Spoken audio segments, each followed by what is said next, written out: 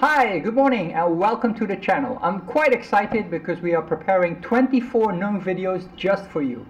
And this first one is going to be about responsive web design. That's more or less the start of some of the basics that we have to introduce once we start talking about digital advertising and digital marketing. So responsive web design is where your website will respond to whichever screen is going to be displayed on. So see you in the video.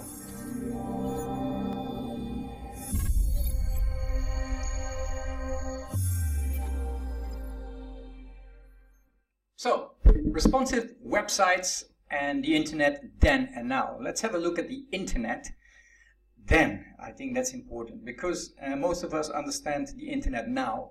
The way we consume our internet nowadays from all our devices, I would say, not just from our mobile phone, but we use our televisions, we use our intelligent devices, we use our tablets, and we use our laptops and desktops, and then of course all our mobile devices.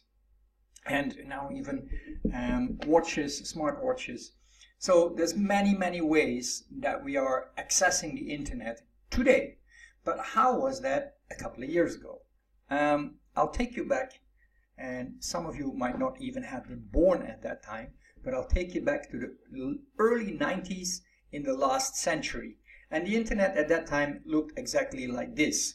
People had what they called a personal computer, a PC, and more or less this was what one looks like. This is already a modern version. I'm not going to bore you with all the versions that came before this that looked like big monsters sitting in your bedroom, at least this one, or in your living room or in your house, but at least this one would fit on a desk. And as you see, the screen is relatively small, and the casing is quite big, and that funny thing on the right hand side with the little switch on the top, that is called a floppy drive. That was where your data was stored. Hard drives were tiny, the floppy drives were tiny, the memories on these floppy drives were extremely small. You got to see these floppy drives more or less as the USB stick of today. You could take your data, you could stick a floppy drive in there, then you would take the data that you wanted to transport to another computer, and then the floppy drive would be stuck into another computer, and then that's the way you transfer data. Now of course we do this through LAN networks, we do this through the internet, and we use other devices to do that. In principle, in 2019, the world got connected, right? I mean, we are really connected to the internet nowadays. Now, in these old days, the funny thing was the way I was a consumer, not just me, but everybody who had a PC, and in the beginning, that were not that many people. I remember that from my schoolmates, I was probably one of the very first to have a PC. And I was even in an electronics study at that time. So slowly more and more of my friends got a PC, but still having a PC, you're always like a nerd. You were like a computer nerd. Why are you wasting so much time in front of this little screen? Then these screens were quite interesting as well, because they came in black and white, they came in green, and they became in amber, like an orange color. And that was it. It was black and green, black and orange, or black and white. That's it. There was no color. So you can understand that the screens were quite pixelated as well, resolutions were low. And the way I consumed the internet is, I came home from work every day, and I would have a meal, and then I would spend 3, 4, 5, 6, 7 until the next morning on the internet. The internet, we connected our PCs through the internet through what we called a dial-up modem. At the beginning I think it was even 9K per second, and it became 14K4 per second, and it became 28.8 K per second, etc., etc. So now we have average access speeds of anywhere between 100 and 500 megabits per second worldwide, I would say. I mean, at least in the modern world. So around the year 2000, and this is like 10 years later, okay, this is what it developed to. The desktop is no longer flat, but we put it upside down, so we had a little tower. The towers became bigger and bigger. You could stick more things in it. People started to build their own PCs, but you see the monitor is still relatively small compared to the whole system. The key thing now is that the monitor in this time became color. So finally we had some color on the internet as well. And then you see the two little speakers next to it, which became important because people started playing music on the internet. And you could play music before as well, but then you more would be downloading it, you would not be streaming it. But now, for instance, during this period, a lot of website was very fancy. If you had a website that could play music in the background while you were watching the site. So how are we developing then over time?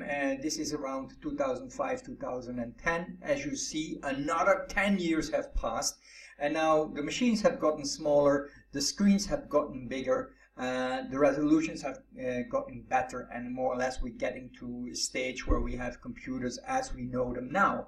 However, now at this time there are still hardly any tablets. Apple just brought out their first iPad. So the whole idea of having multiple devices would not exist. In one household you would have one computer, and that was it.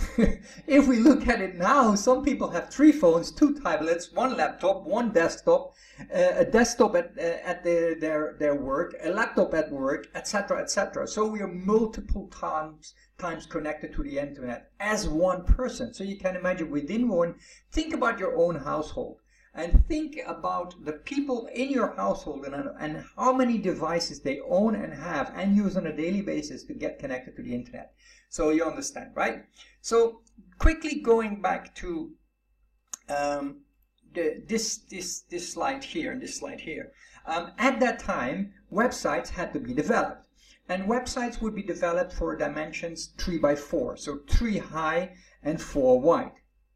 These screens normally were about 12 inches, became later 13 inches, 14 inches, 15 inches was pretty standard. This is probably a 15 or a 16-inch monitor at that time. So over time, monitors have gotten bigger. I'm using at the moment, I'm using a 24-inch monitor, which is pretty standard nowadays.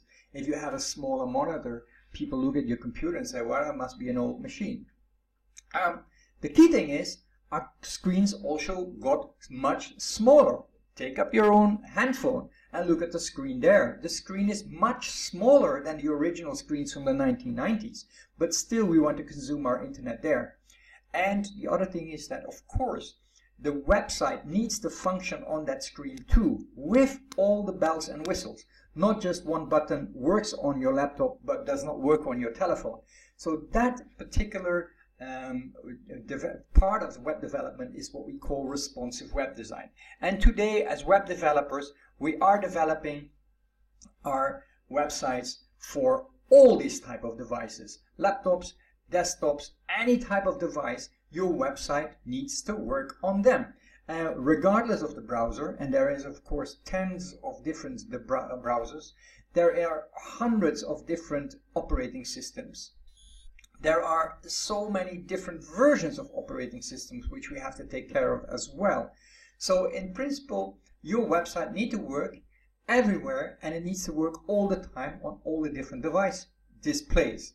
The other thing is ×2, because most of these devices you can keep landscape and portrait. So your website still needs to work in whichever direction the user is using the device, and that's a very important part.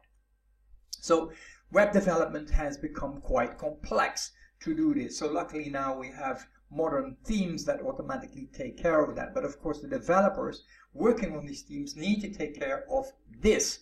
This issue that is on the screen now, that is the main issue in web development at this moment. All the rest is easy, let's put it this way. So different user experience and multitude of short-term interactions with the internet. Yes, this is another thing that I would like to say. Like I just explained to you, normally I would come home, in the old days, I would come home and spend an X amount of hours per day in front of my computer.